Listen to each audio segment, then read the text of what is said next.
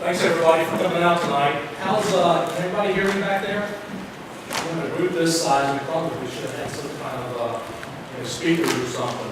Before I get started in my presentation, I want to introduce to you guys the newest member of our Wealth Guardians family. I want to bring Bryce Payne up here. Bryce has joined us today as an associate advisor.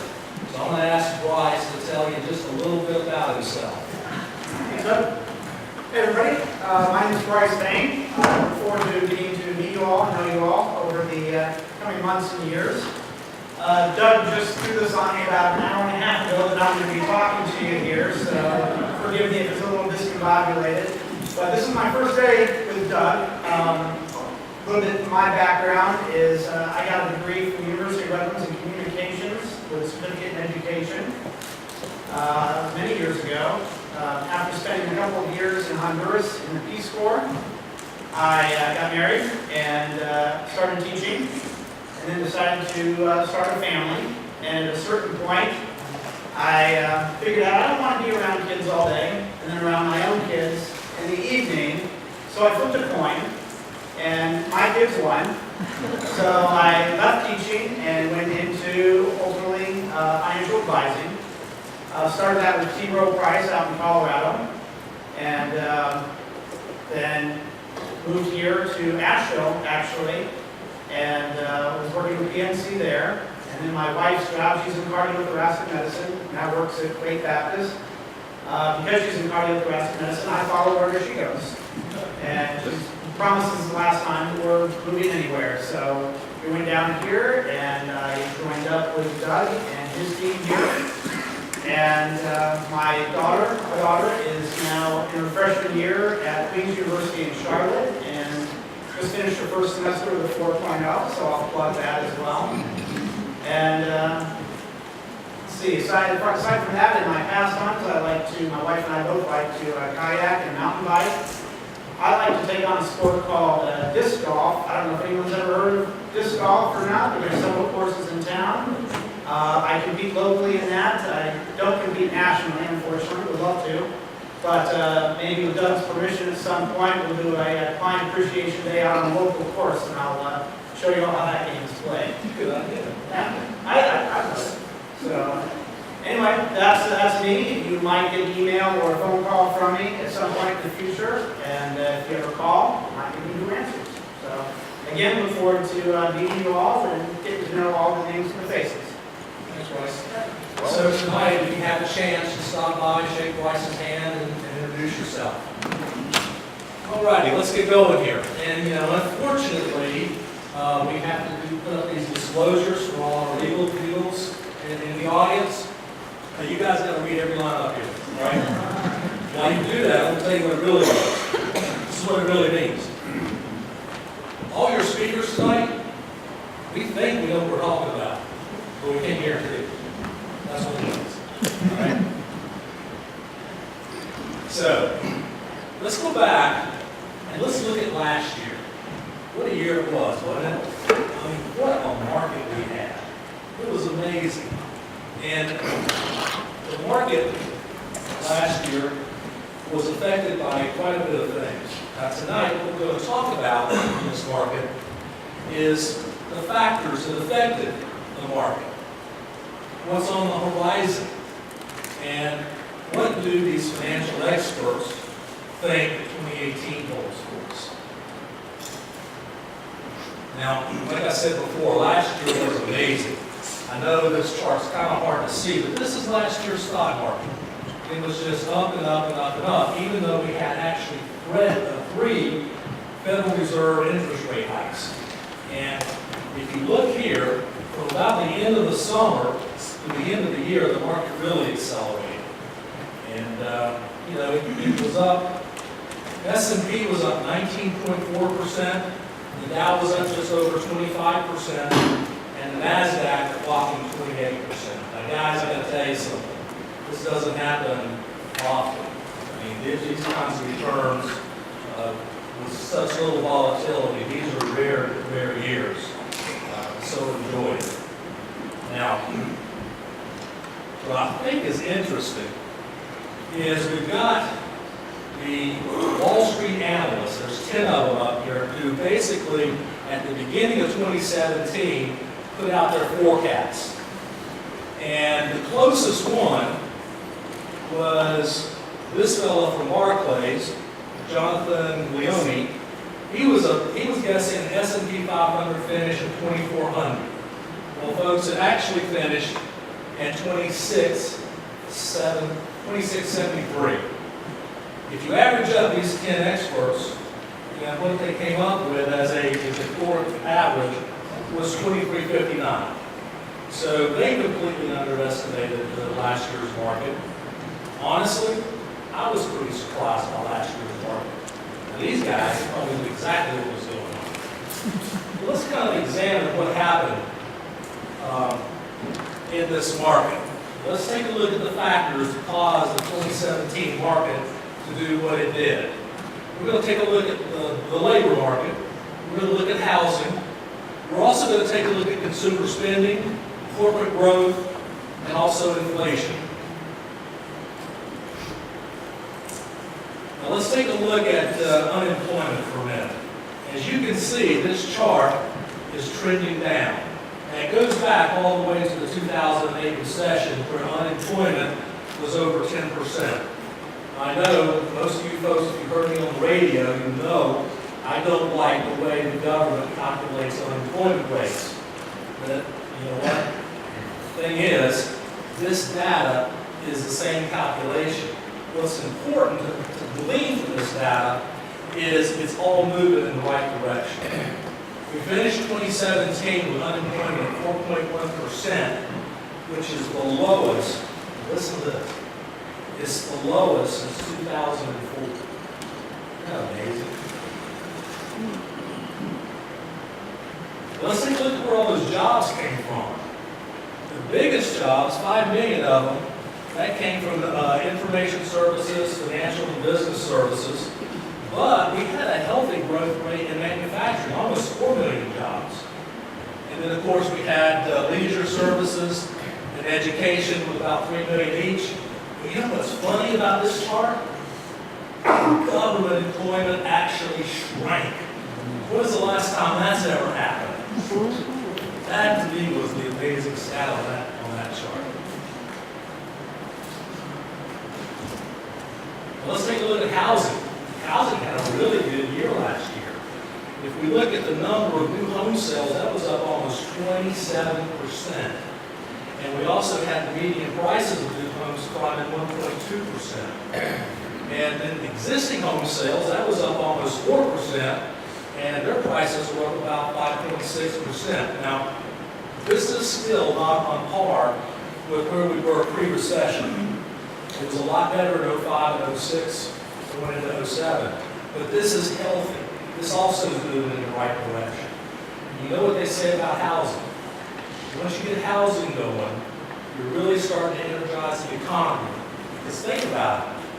If you build a house, look at all the people that employs. Look at all the materials that employs. Then when somebody buys a house, guess what you gals do? You redecorate, don't you? So that also employs other people. Employs other goods and services. Personal income and spending. This was an interesting statistic too. What the chart is showing you up here is personal income was actually starting to rise, and so was spending. Now you probably heard this. Consumer spending is 2/3 of our GDP. The black line is spending, and the gold line is income. This too is trending in the right direction. I'll bring your attention around to this spike right here. That looks to me like it could be a pre-Christmas spending spike.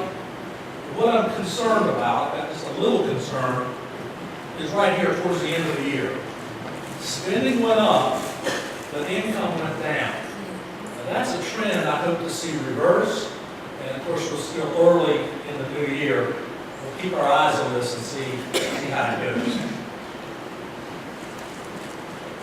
All right, earnings growth, S&P 500 earnings growth. I got to throw in a cheat sheet here because there's lots of numbers.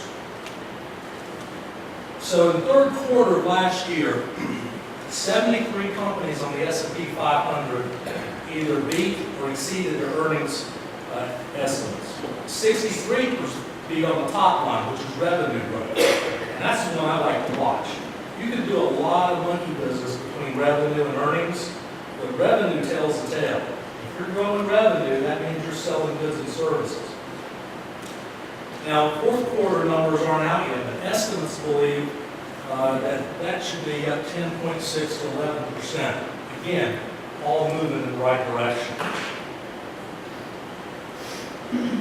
Inflation numbers. This chart actually goes all the way back to the late 70s, early 80s.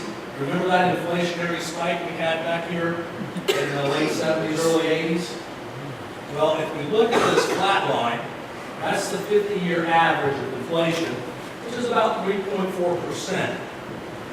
We're staying within that trough. Right now, it's starting to turn up just a little bit. If you look at the numbers up here, you look at the lines, the yellow line is basically core inflation. And the red line is the actual inflation number. The difference is they take food and energy out of core inflation, smooth it out. And you can see that that line is definitely a lot smoother. Again, inflation is still staying within reasonable tolerances, but it is starting to turn up a little bit.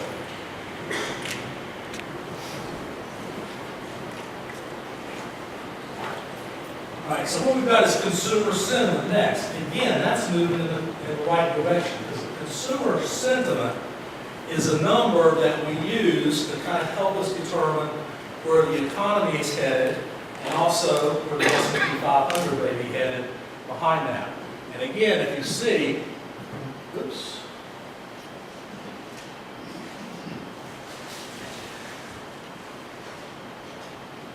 All right.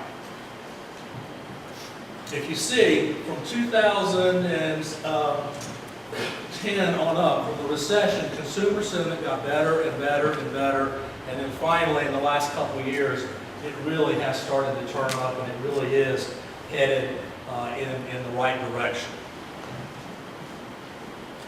So we look back on 2017, and when we did this thing last year, we looked at a couple of items that were positive for 2017.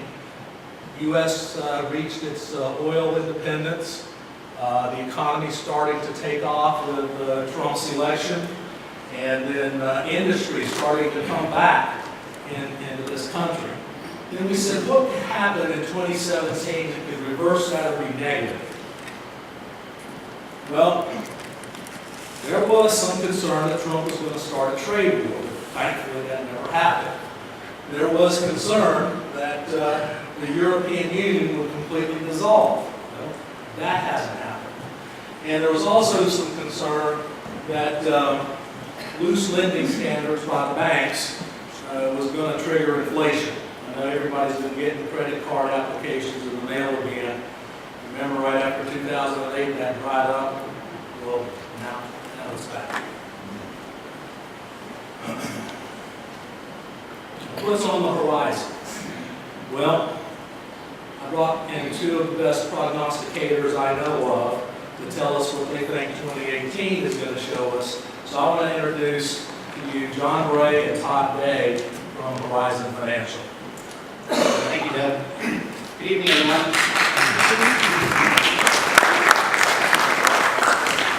So we've covered some of the factors that affected last year. Now let's spend some time looking at both the tailwinds and headwinds that will affect the speed and the moving parts associated with the year upon us. 2018 brings many new opportunities, and when we think about the tensions that may ease in North Korea, potentially the European Union strengthening, it may provide international opportunities. And since the tax reform bill has been passed, Republicans are promising economic expansion. In this case, we might read future headlines to the effect of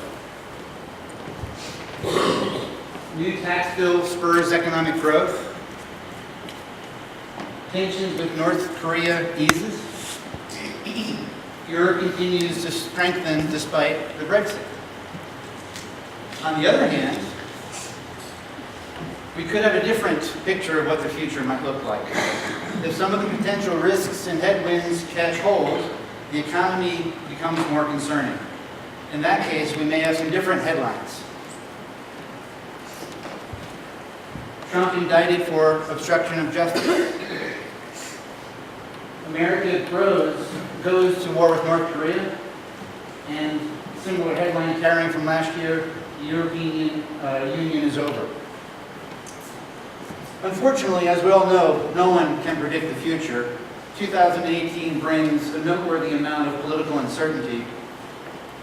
We believe times like these require the utmost focus on fundamentals and to avoid focusing on emotions.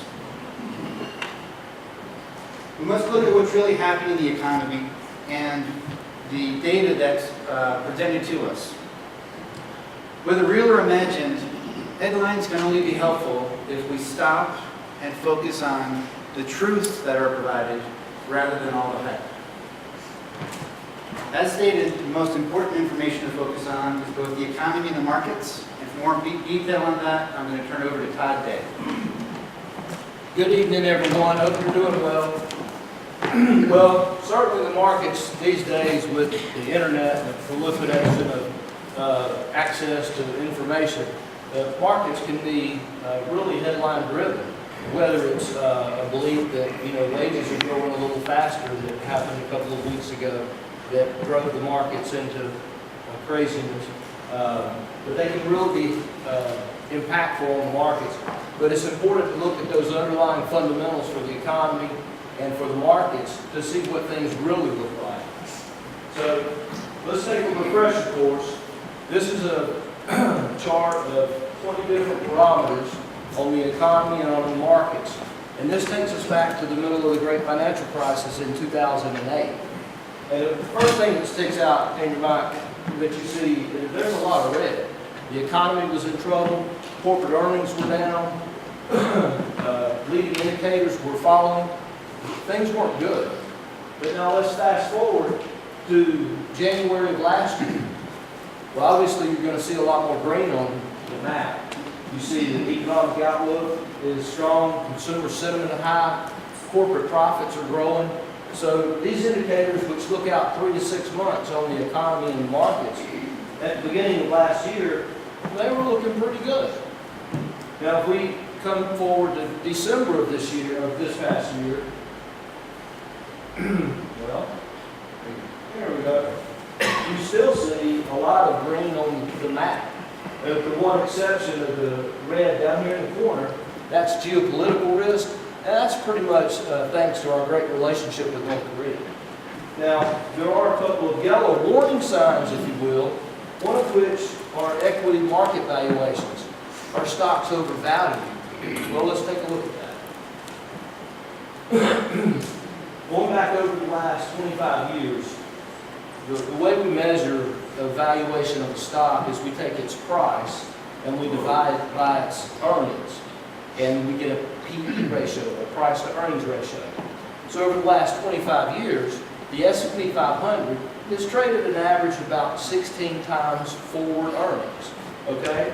So you can see at the end of the chart over here, in December, we were a little bit overvalued. We were trading at about 18.2 times forward earnings.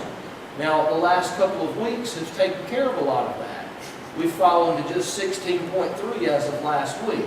So if you look at it just on the surface, we're really trading, about the average as far as whether they're undervalued or overvalued. They're valued. But what about in relation to inflation and where we are right now? Because we all know we're in a historically low, inflation environment. If you look back to 1871, when inflation was running 1 to 2%, then the average PE ratio for the S&P 500 was around 20.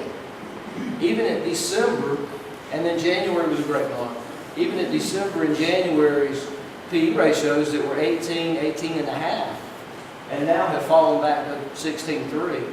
For this inflation environment, I don't think that we're that far overvalued. Now that's for the U.S. markets, and we haven't really mentioned anything about the international markets. So I kind of wanted to make a case for, having some international exposure. This chart compares in the gray the S&P 500, and the purple line is the Morgan Stanley Capital Index. It's the all-country world index with no U.S. exposure. So let's just call that the international market. You can see that just at first glance that they pretty move lockstep with one another up and down. However, since the great financial crisis in 2008, early 2009, you can see the disparity in growth for the S&P has grown almost 300%, whereas the ex-US, or the international market, is only up about 127%. Once again, you can see where we can't see that in that corner. But what I point out here is we were trading at 18.2 times our earnings. The average was 16, but the international was trading at 14.3, where their average is 14.5. So there's one point for the international exposure that they may be a little less valued than the U.S. markets. Another way to look at it is the earnings per share growth. Now, the first thing you look at this and see with Europe on the bottom in the light blue, well, that would be your first your choice, but it would only be partly correct. So if we look at the chart on the right, you can see the U.S. is overvalued at the end of the year. You can see the developed markets, which is the second column. They're pretty valued.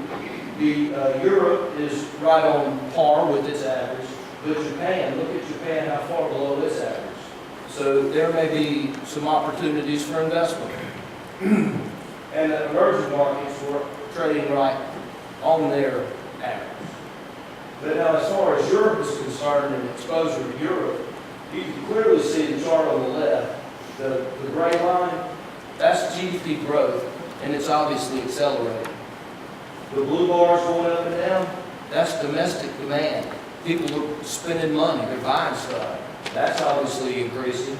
And then the purple is their exports, and that's started turning positive over the last several quarters.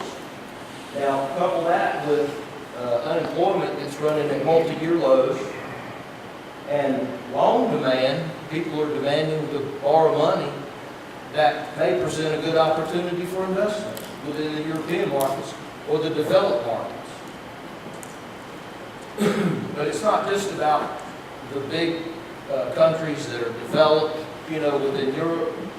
There may be opportunities within the emerging markets, the smaller growing countries. Obviously, a company, if you just think of a company, a small company that starts out in retail, they'll add a store and then add another store, well, they can grow a lot faster than a Walmart because Walmart's so big, it takes longer to turn a big ship around like that.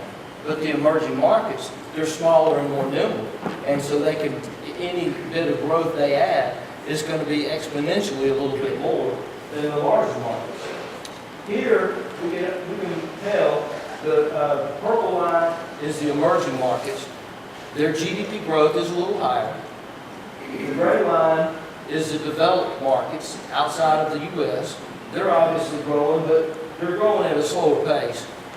The main point to make here is in the gray shaded area is the acceleration in growth. And that's what we like to see, not only in the developed markets, but also for the emerging markets. Once again, over here, when you say emerging markets, the light blue line, that's Asia and Pacific Rim. The dark line here, that's Europe, the Middle East, and Africa. But then when you get to the bottom here, that's Latin America. And obviously you can see that the trajectory that Asia and Europe, Middle East, and Africa, they're on a solid trajectory upwards. But you can't just go out there and blanket by everybody, because you can tell by the Latin American countries, think Mexico, Venezuela, Brazil, they have more political turmoil than we do. And so their earnings growth is more flatline, so you do have to be a little bit selective.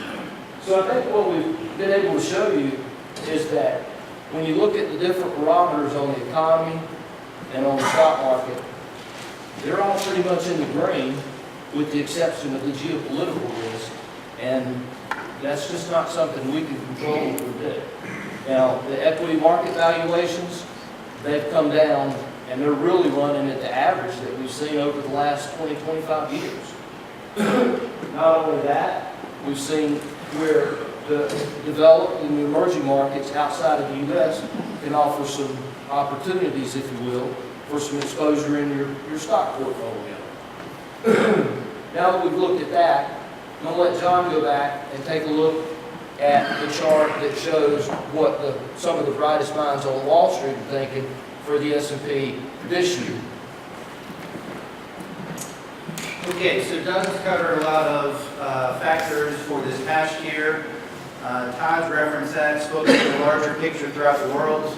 Now we're going to go back to some of the details that Doug referenced earlier. What you're probably most interested in, what's happened has happened, and where are we now moving forward? This is not necessarily the same 10 institutions, the same 10 analysts, but it is some current details of the top analysts on Wall Street. And what you'll see is there's a range in the index, the target pricing between 2350 and 3100. So 2350 would reflect about a 1.3% loss between the beginning of this year and the end of the year. And 3100 would reflect a little bit over a 14% gain by the end of the year. So as always, there's a wide range, but what is holding consistent is that in this case, all of these analysts, except for the one on top, all of these analysts are predicting growth. What does that say? That Wall Street is still optimistic. They're still positive about the markets, despite what's happened in early February.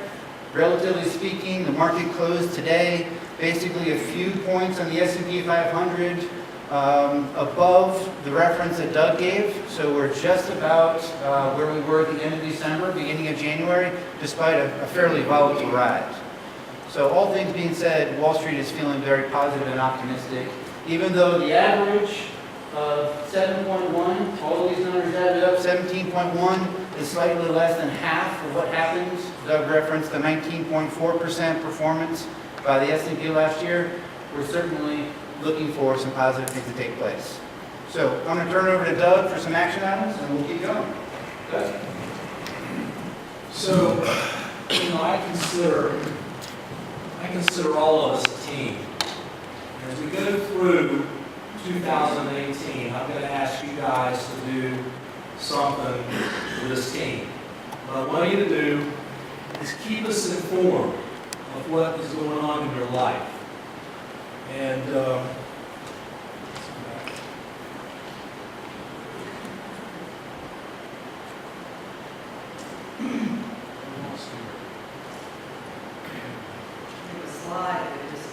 yeah, we did. Anyway, what I'm going to ask you guys to do is let us know what's going on in your life. Keep us informed. What we're going to do for you is essentially the same thing. We're going to keep you apprised of what's going on in the markets, what's going on with your accounts. We're going to have frequent reviews with you. We're going to make recommendations to you if things need to change.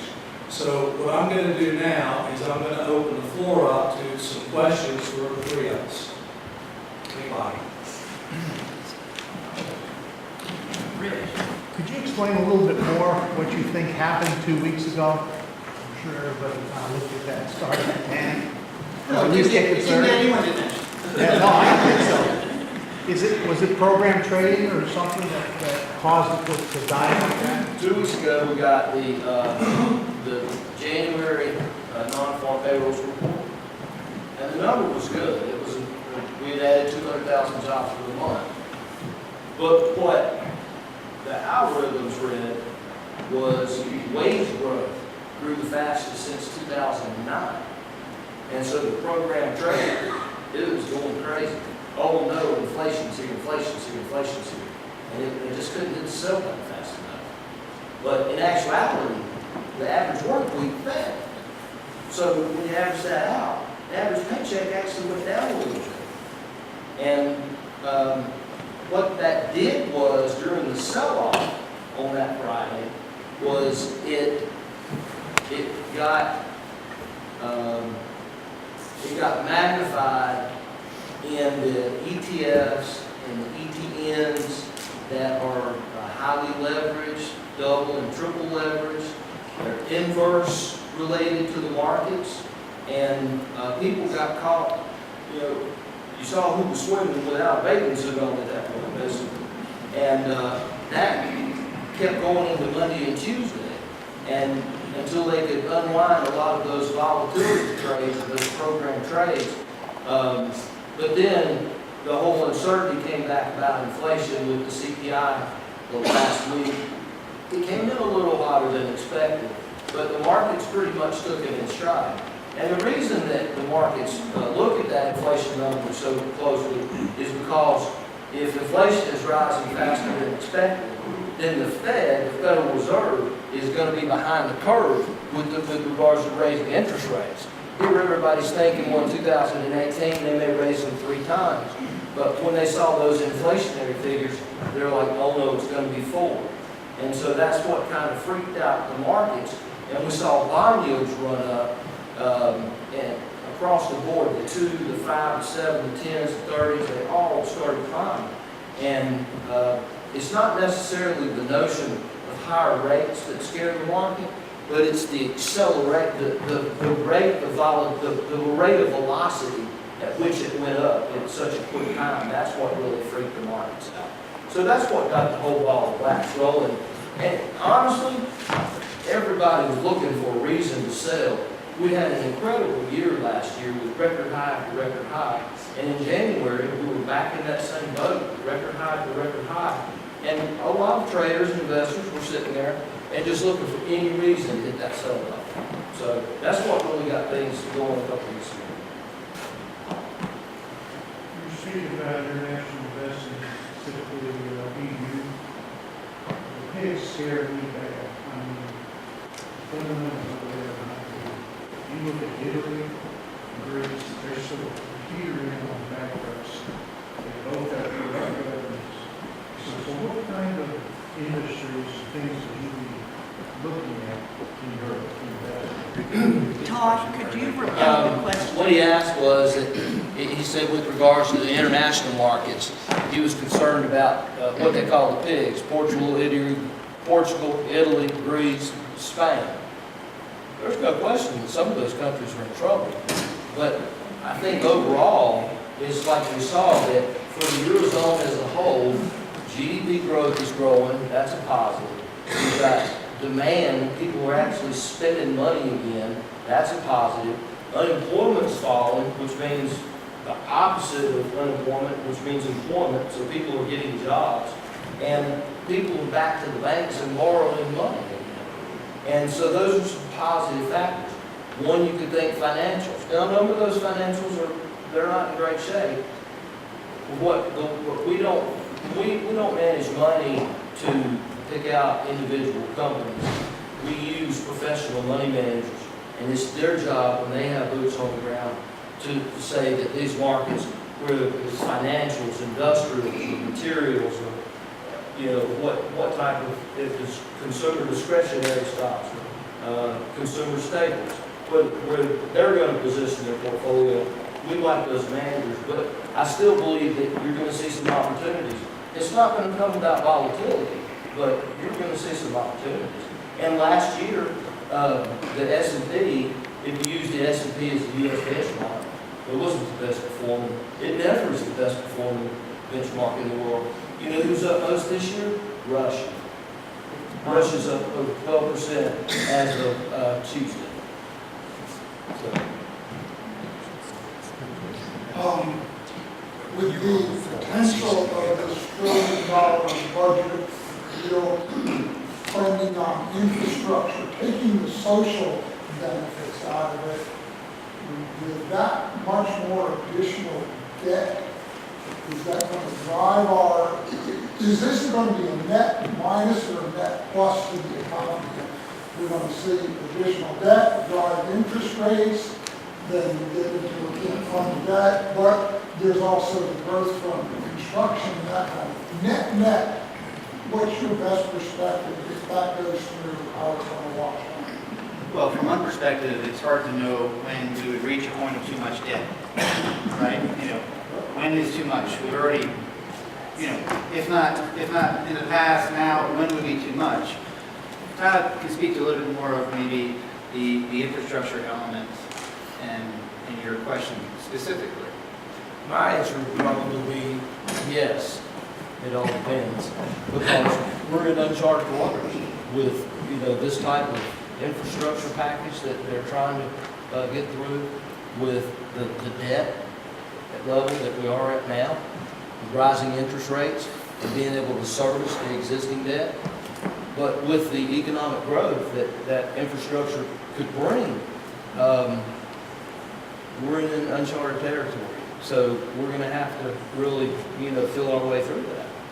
In conjunction with tax reform. Yeah, throw in tax reform. There's so many balls in the air. There's a number of moving parts, and Amy's going to speak to more of that, how that may play out. And she'll cover all your questions, I'm sure. On taxes. Anybody else have a question? Okay, I'll tell you, we're going to bring up our next speaker, Ben Limehouse. Sherry's going to introduce him. Well, I get his PowerPoint. I would say y'all are way smarter than me because half the stuff that y'all talk about up here is like way over my head. We always know the folks that come to our State of the Market event are the ones that are really interested in the nuts and bolts of this. And that's part of why we do it. So we mentioned a little bit earlier that Ben Limehouse is a local attorney here in Winston-Salem. His practice is over off of Knollwood. And he and Doug got to know each other this past year through a mutual client that both Doug and Ben were serving. Unfortunately, both she and her spouse encountered some pretty tremendous health care issues that required some very specific financial planning. And that's how we met Ben. Doug was really impressed with Ben's knowledge and his compassion in dealing with that situation.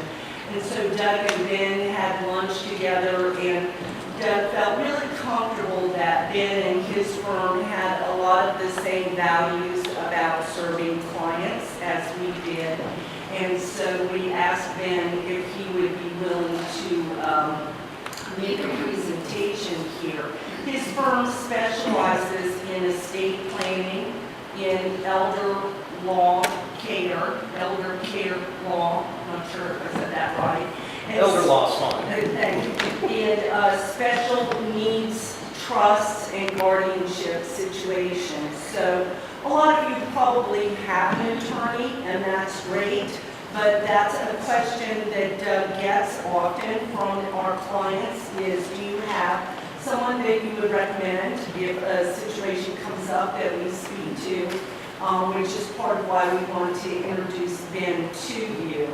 And so he's got a presentation that he'd like to make, and I just want to let you know that before you leave this evening, if you have any interest in picking up one of his business cards, we do have those in the back. So help me welcome Ben Limehouse. I wish I had you to do all my introductions every day. That would be quite a boon to my practice. Well, thank you to Doug and to his team for having me here tonight. I'm going to switch gears just a little bit compared to what we've been talking about. People think of estate planning. I think the first things that come into your mind are, how am I going to distribute assets at my death? What means am I going to use, wills, trusts, that sort of thing, to distribute assets at my death? And I think there's a more fundamental question that is, if anything, even more important than having a will in place, is to consider what would happen during your lifetime if you were unable to make decisions for yourself. The very first thing that I do when I have a new client in the office is I look and see, I want to know if they've got a power of attorney in place. A well-written, durable power of attorney that would allow someone to step into their shoes to make decisions for them if they were unable to do so themselves. Now, if you ever get to the point in your life when you're unable to manage your own affairs, you got two options. Either you've done something and planned ahead, or you've done nothing at all, and guardianship becomes a reality. Has anyone had any experience with dealing with guardianships, either for a child or a parent? Those of you that have, even just maybe you weren't acting as guardian, but maybe you had a parent that was in a guardianship situation. You know how incredibly difficult that can be. When a person is incompetent in North Carolina, what that means is that the law or the courts have determined that that person is no longer possessing the capacity to make decisions about finances, to make decisions about health care, and to make other family decisions. It could be caused by dementia, which is something that I deal with a lot in my office. It could be caused by developmental disabilities, from a child who was born with a developmental disability. It could be caused by a person suffering a traumatic brain injury through some form of an accident, car accident or the like. Now, in North Carolina, this differs slightly from state to state, but in North Carolina, it's the clerk of court that determines that a person is incapacitated and unable to make decisions. And the way that works is that an interested party, most often with an older adult, it's a child that's filing the petition. A petition gets filed in the courts with the clerk of court. There's service of process. The petition has to be served by a sheriff on the individual who's alleged to be incompetent. And then there'll be a hearing.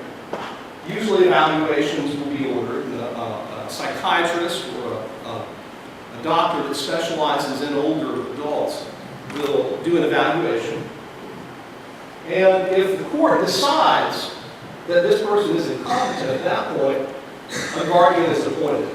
Two kinds of guardians: guardian of the estate, which deals with money, and guardian of the person, which makes personal and health care decisions. And then there's also, those roles can be combined into a single job called the general guardian, which handles both. Now, if you dealt with guardianship, you know what the difficulties are.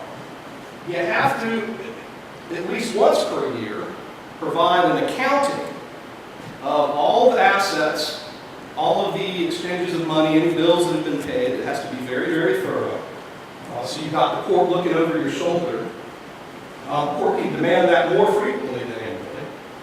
Sometimes you have to get court permission in order to perform certain transactions, such as gifting property from one spouse to the other.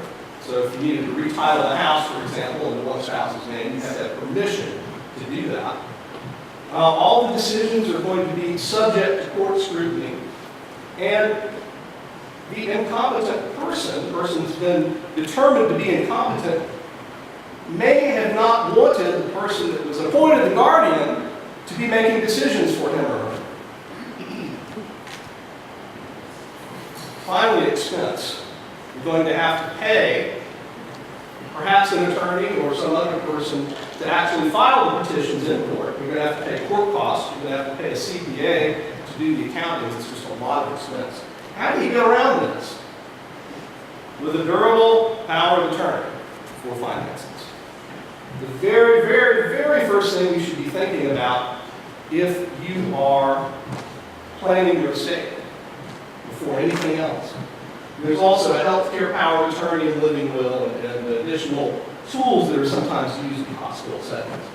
Now, the power of attorney, the POA, a lot of people I've had clients that come in and say, well, I don't want to, you know, I realize that I might need some help paying bills, but I don't want to turn over everything to my daughter or my son. I'm still able to do things for myself. It's a common misconception that people hold that by doing a power of attorney, by signing on that line, you're handing over everything. You're handing over your power to do things for yourself. And you're not. Not the case. I like to use the illustration of giving a key to your car to your neighbor for safekeeping, in case you get locked out.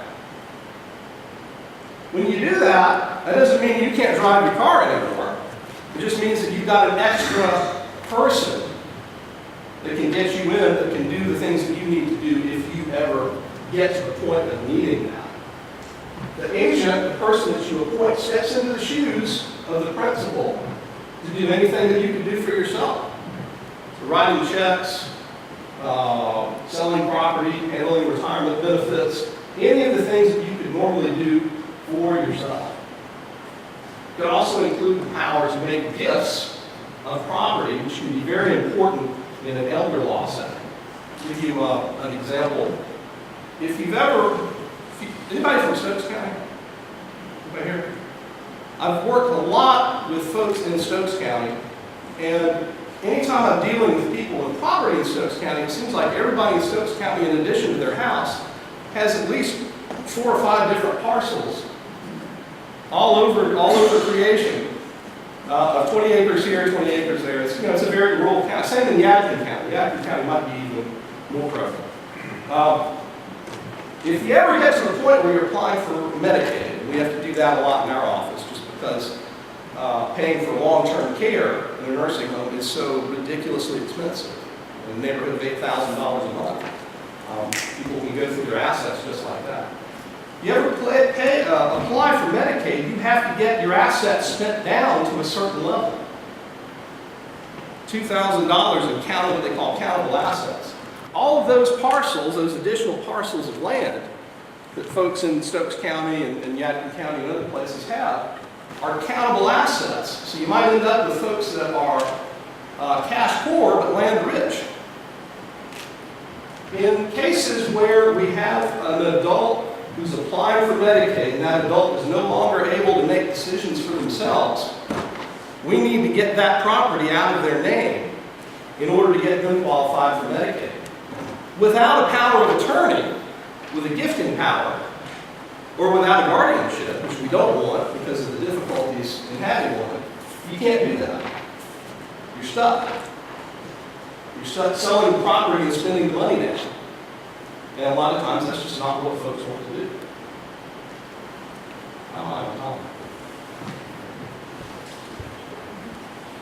Durable means that a power of attorney remains in effect once the person is actually no longer possessing capacity. And it's important that the power of attorney be durable.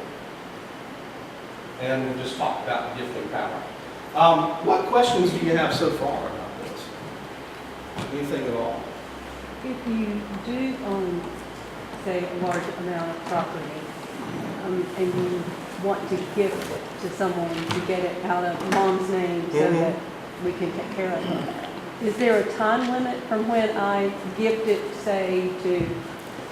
Very good question. So her question, if you can hear in the back, her question is if you've got several parcels of land and you want to get that out of mom or dad's name, is there a time limit on which you can do that? And I think by time limit, you're asking about what would the drawback be for applying for Medicaid? Yes. Exactly.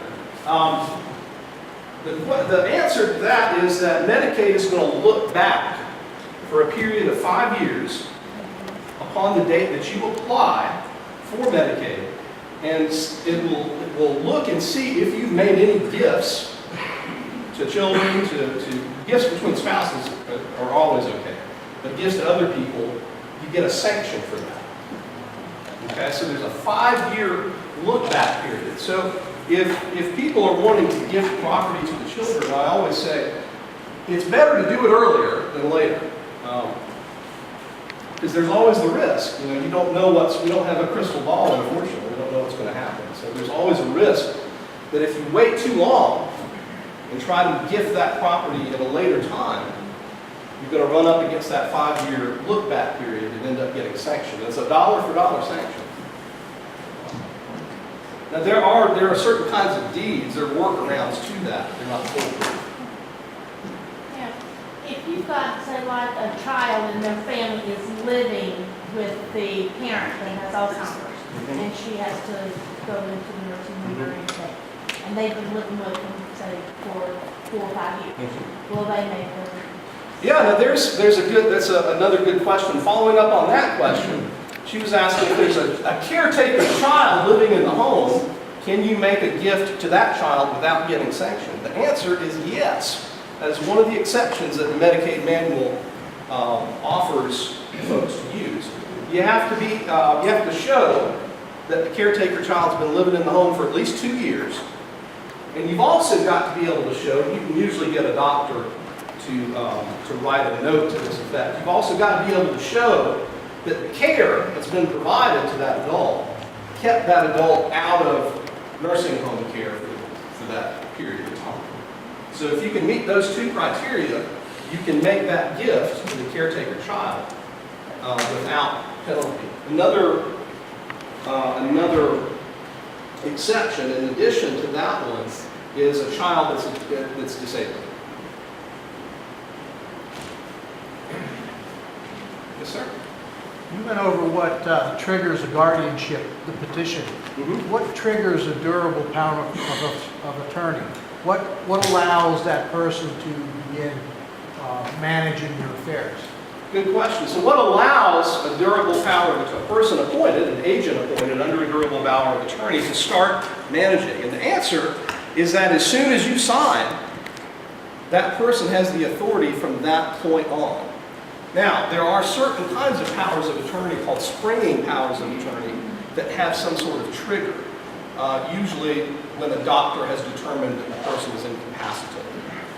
Sometimes I've done those a few times. I generally don't recommend it because I get nervous about having a period of time in which action needs to be taken, but we're waiting on someone to make a determination that mom or dad is no longer capable of doing it themselves. So the agent basically decides when they try to start managing the affairs? Is it a joint decision?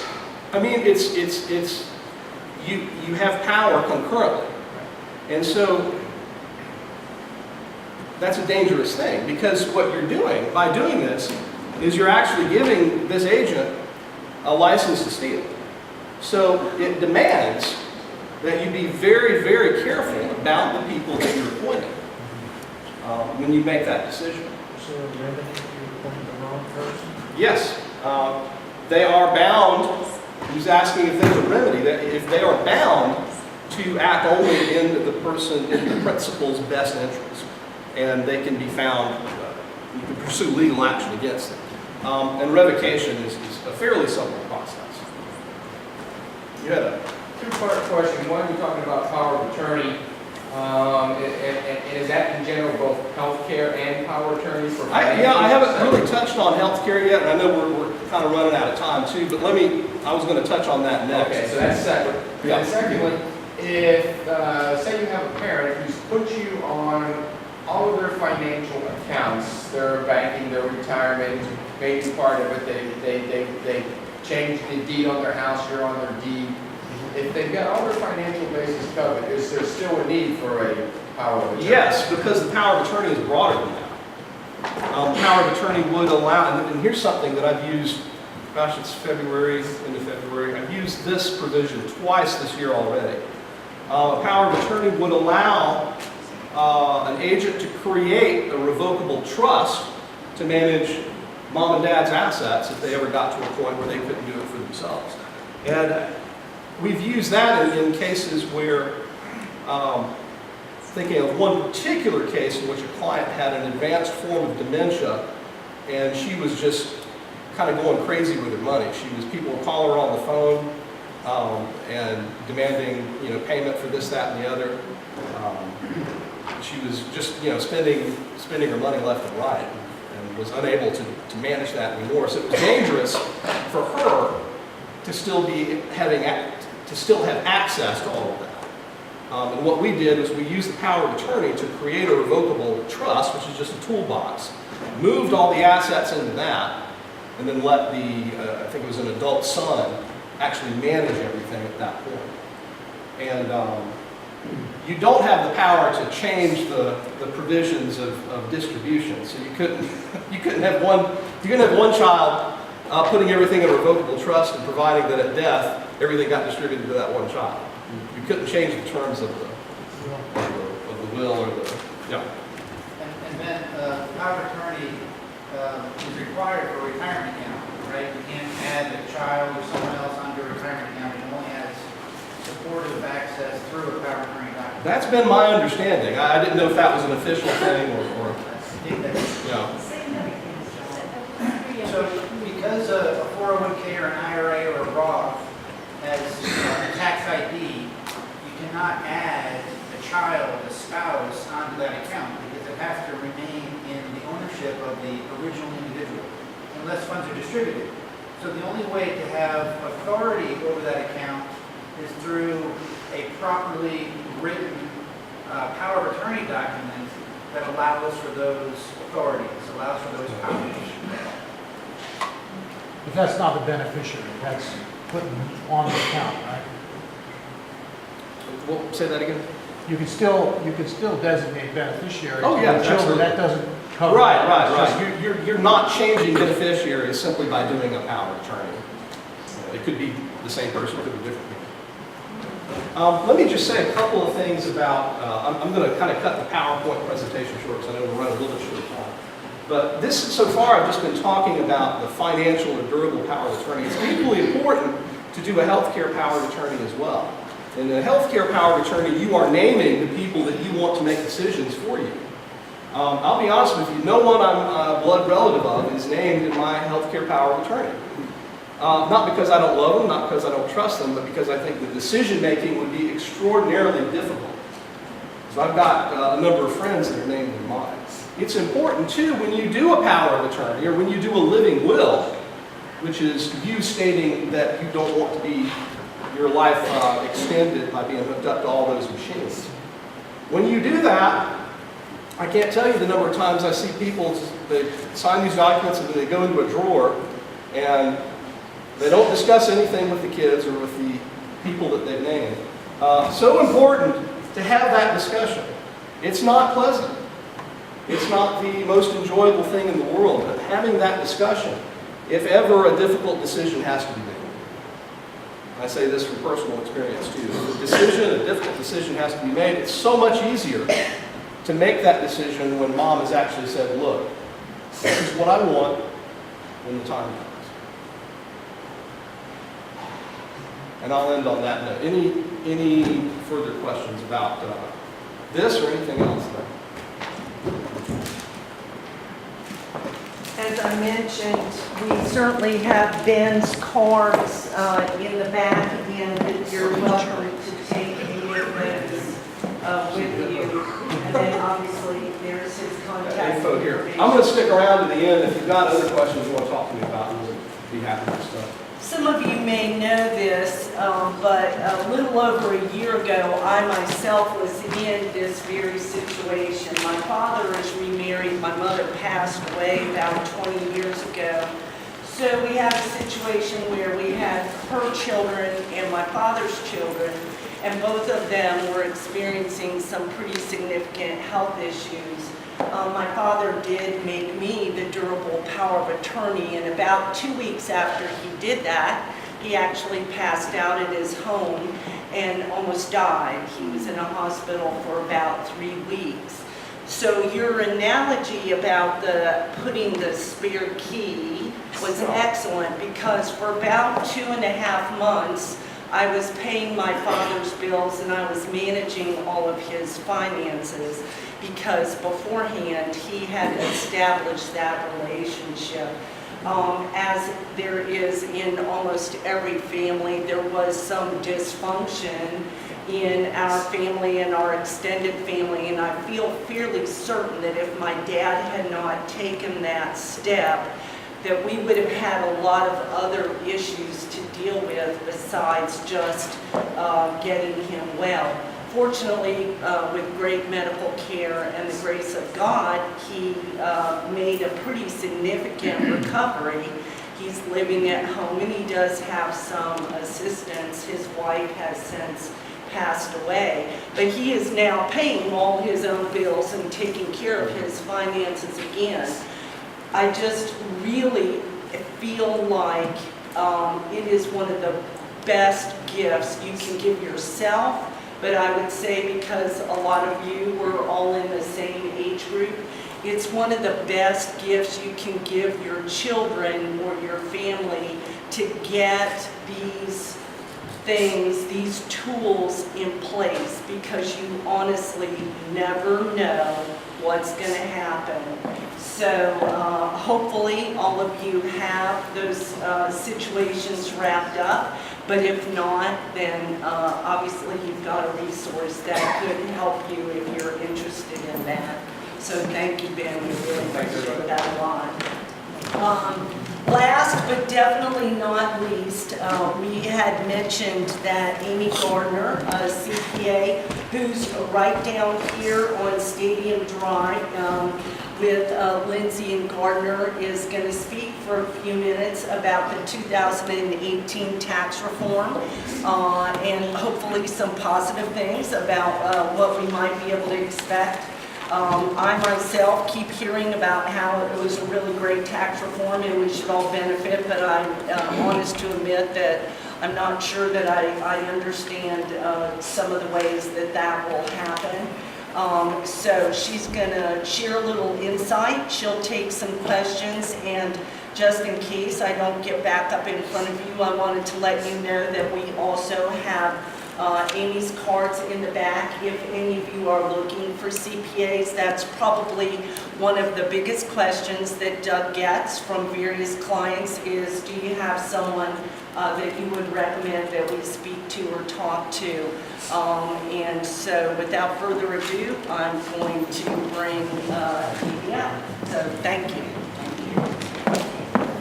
Taxes. What can I say other than they're here? And the Tax Cuts and the Jobs Act of 2017 is the biggest tax adjusting act that's happened since 1986. So that can tell you how voluminous this tax act is.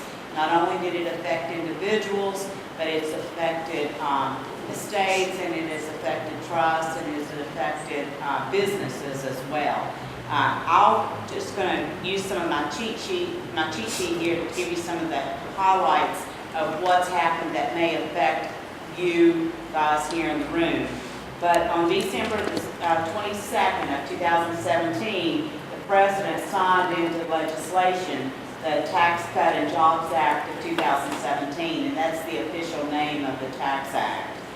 It's effective, most of it is effective for the year 2018 starting, and it will sunset, meaning it will expire on 2025. So we have several years that we're going to be under this tax reform. As of today, the IRS still does not have written legislation.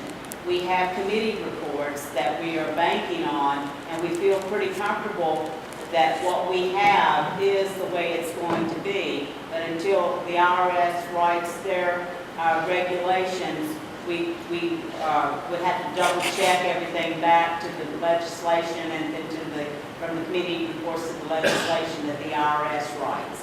But the tax rates, those of you that are still gainfully employed, hopefully in your paycheck you received in February, you got a little bit more money this time because the tax rates did drop.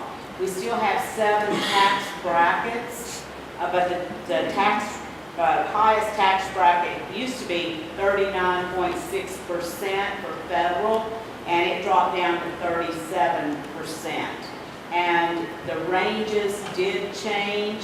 So those of you that were in the, say the 25% tax bracket, your income zeroed out at up to 28%.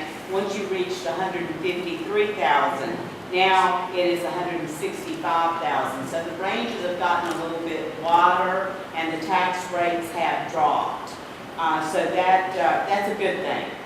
Another thing that's happened just recently is the kiddie tax. And some of you that may have children or grandchildren that have unearned income is no longer taxed at the parents' rate. And that's a big thing that a lot of people were didn't understand, is that when you have a child and you have money in their account, or a grandchild, and you have money in their account that's taxable, they had to be taxed at the parents' rate. That's no longer possible in the year 2018 going forward, but they are being taxed at the trust and the estate tax rates, which are higher. So that's a negative. So that's a big change that was made. The capital gains rates are still in effect, and that's wonderful. They range from 0 to 20%. And it's a graduated table, so some people that have just dividends, they may have $77,000 worth of income and have no tax. But it graduates up to anything over $479,000 would then be taxed at 20%. So that's a good thing that they left that intact, because we were concerned about that one going away. The standard deduction doubled. For a married filing joint couple, it's $24,000 now. For a single individual, it's $12,000. And this is for the years 2018 through 2025. That's a great thing, but on the flip side to that, no longer are you allowed to have personal exemptions. So those of you that are used to claiming yourselves and maybe some children, no longer do you get those exemptions. So even though the standard deduction went higher, the personal exemptions went away. And that's a big hit that a lot of people weren't aware that happened to them. The child tax credit did increase to $2,000 per qualifying child under the age of 17. And there's also $1,400 of child credit that's refundable for anyone who has a child under the age of 17. And this is again starting in the year 2018. A nice plan that they have out now is the 529 plans. Most of you are familiar with the 529 plan, where you put money into your child or your grandchild's education account. It used to be that you could not use the 529 plan unless it was for college. And they've changed that now, that the 529 plan can be used for elementary and secondary public schools, private schools, or religious school tuition. You can use up to $10,000 a year. And so if you have a child that is in private school and they're in primary school or secondary school, you can use $10,000 a year for that. Student loans, this is a big issue. Student loan debt is out of control, as we all know. But student loans discharged in an account where someone dies or they're permanently disabled, they're excluded from income. But that's the only time that student loan interest can be forgiven. Itemized deductions took a big hit this year. Even though the standard deduction increased, in the past, we have been able to deduct the amount of money we pay the state as a tax item on itemized deductions. That went away. So any money that you've been used to taking as a deduction on Schedule A for taxes paid went away. And that's a big hit on a lot of people's itemized deduction schedule, and it may keep people from being able to itemize going forward. Home mortgage interest is only deductible on debt up to $750,000. It used to be $1 million of indebtedness for home or second home, but that is now $750,000. Real estate taxes, state and local personal property taxes are still deductible, but it's limited to $10,000 now. And casualty losses, there's no deduction anymore for personal casualty losses, and that starts in the year 2018. The only time a casualty loss is deductible is if it is a federally declared disaster. Charitable contributions are still deductible. A lot of charities are concerned about being able to get as much funding as they have in the past, since a lot of people will no longer be itemizing, but charitable contributions are still allowed as a deduction, assuming you itemize. If you do not itemize, the charitable contributions are not deductible on your return. You still can use your IRA, your qualified retirement fund, to send money to charity if you so are inclined to do charitable contributions. So check with your investment advisor about that. Alimony. In 2017, alimony payments were included in income. Alimony payments paid were deductible by the person paying them. That has changed. In 2018, is an effective date for a divorce decree or a separation agreement executed after December 31st, 2018. Alimony is no longer going to be taxable, but that the payer is no longer going to be able to take a deduction. So that's a huge change. Moving expenses are no longer deductible. Only unless you're in the military.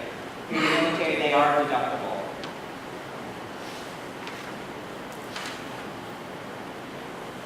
Miscellaneous itemized deductions such as tax prep fee, investment fees for your money management, union dues, safe deposit box. I'm just going through the list of some of the things that have been deductible in the past and are no longer deductible when you itemize your taxes. They also repealed the ACA, a lot of people call it Obamacare, but they've also repealed the individual mandate. Now in 2017, it's time doing a tax return from someone in 17. If they don't have health insurance coverage, there's a penalty and they have to pay a fine. That's gone away as of 2018.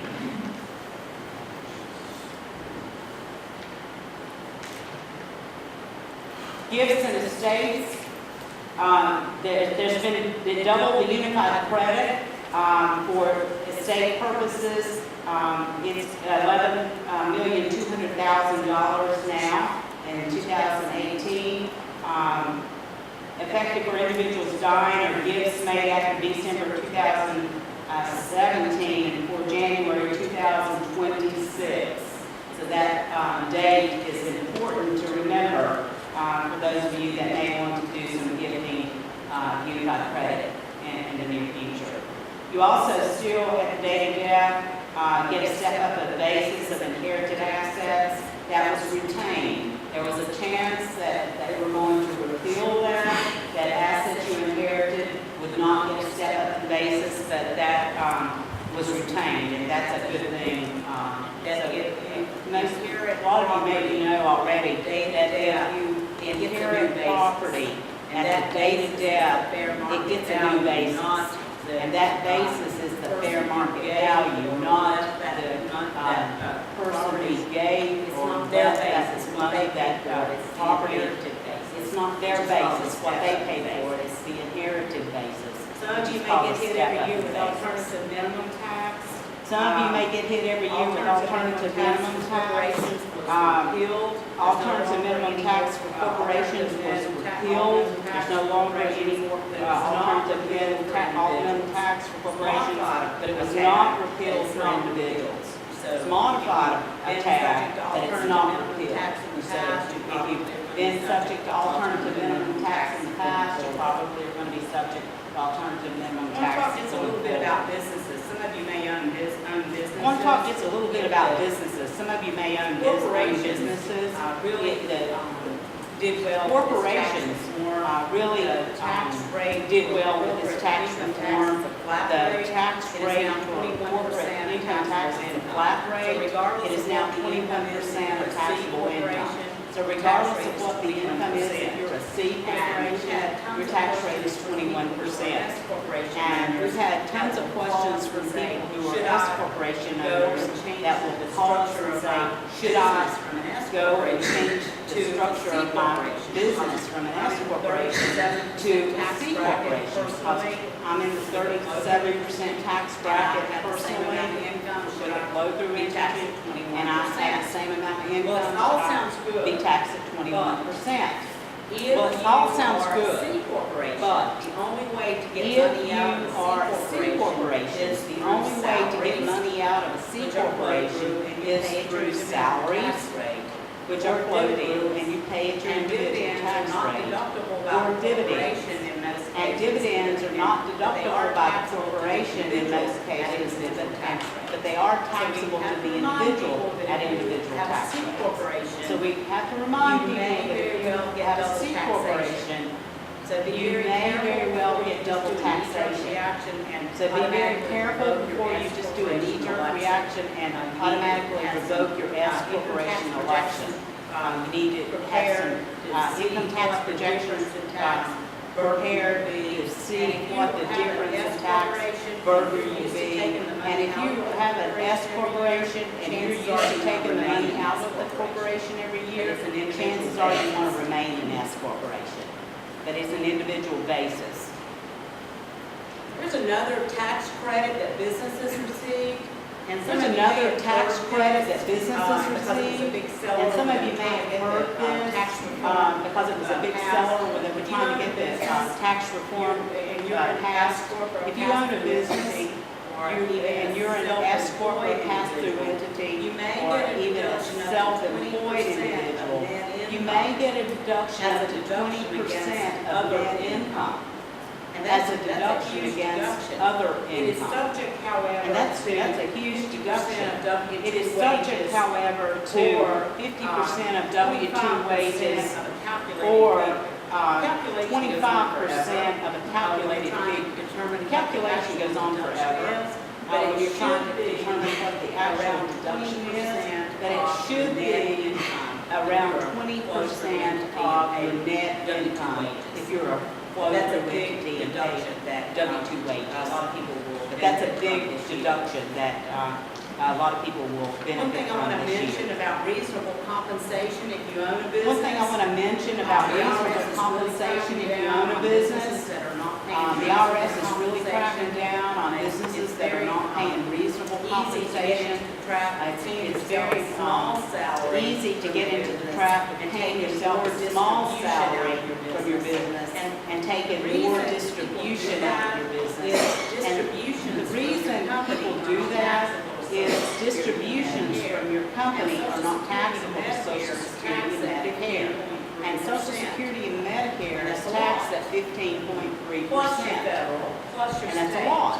So if you were self-employed. Plus your federal, or have plus a your floating state. entity that So is if you're taxed for self-employed self-employment or have a purposes, floating you may very entity well that find is yourself taxed for up to self-employment 42% purposes, tax bracket. you may very well find yourself So a lot up of to be people do not pay 42% tax themselves bracket high pretty quickly. salaries So a lot of people do not pay themselves high salaries to keep that tax down.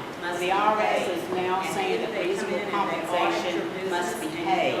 And if they come in and they audit your business and you don't pay yourself reasonable compensation, they very well may deem all distributions to be taxable as W-2 wages. And that could be pretty devastating.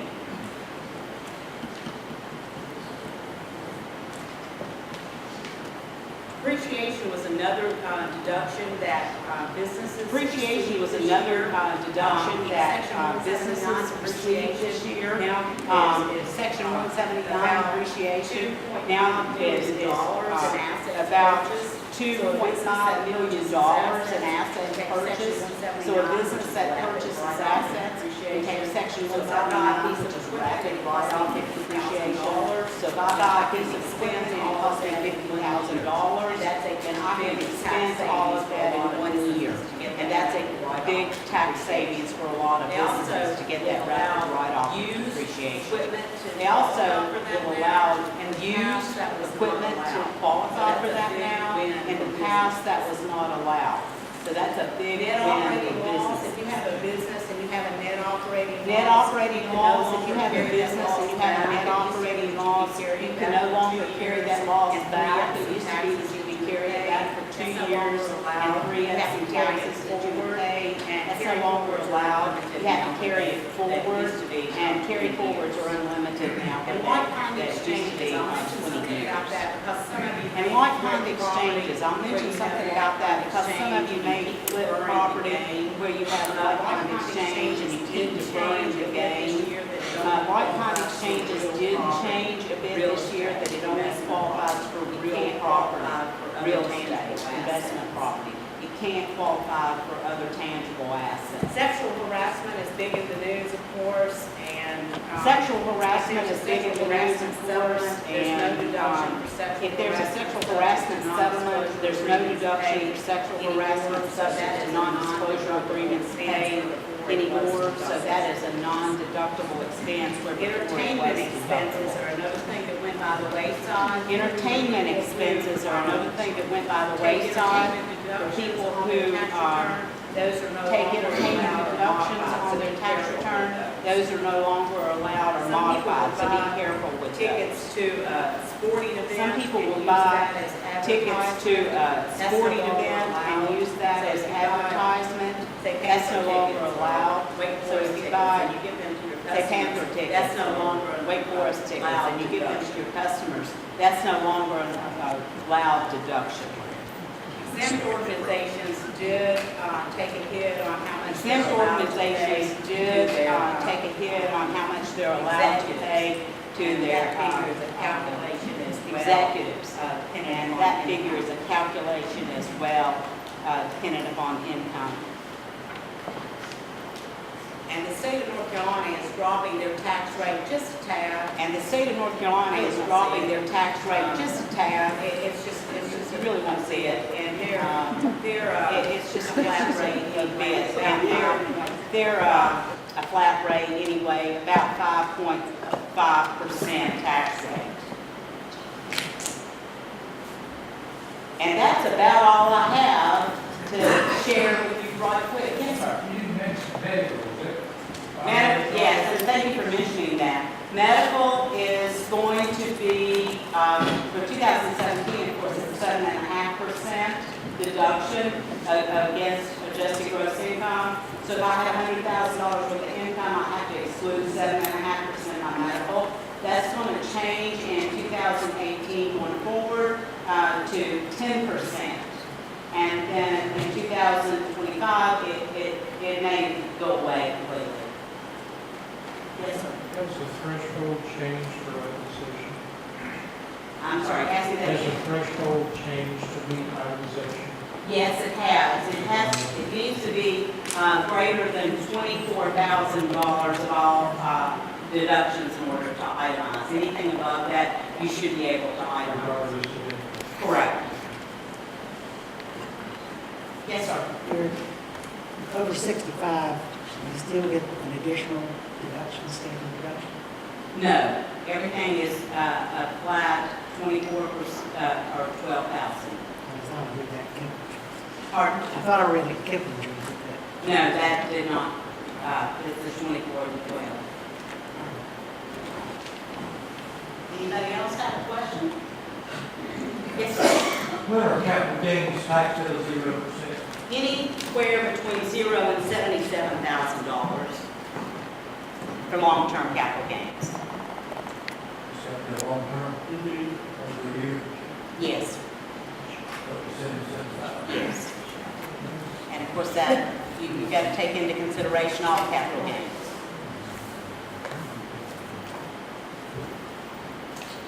Thank you, Amy. Oh, you're welcome. I'll be around if you have any questions. That's all. So I just want to mention again that if you would would like to speak to Ben or Amy, Doug, John, and Todd are still here. They're going to be in the back for a few minutes. For those of you that are guests of clients, and I know we have several in the audience, if you would like to take a packet of information about our practice, we do have a few of those back there. We've got Amy's cards, Ben's cards. If any of you are interested in speaking to John or Todd about your investment situation, you would contact Doug and he would arrange that conversation. So Doug can talk to you a little bit more about that. Put January, not January, June 10th on your calendar. That is when we've scheduled this year's summer family picnic. You know, we've been doing that the last couple of years at Tanglewood Park. It's an event that we do for all of our clients, and you're welcome to bring children and grandchildren. This year, we're going to have a carnival theme, and we've got some carnival games and a lot of fun things going on. We'll have barbecue and all that. You'll get emails and newsletters, but I just wanted to give you a sneak peek that we've already set the date for June 10th. I'll send that email out tomorrow if any of you would consider posting a Better Business Bureau review. And I just want to thank you again for coming out this evening, and thank you to all of our panel.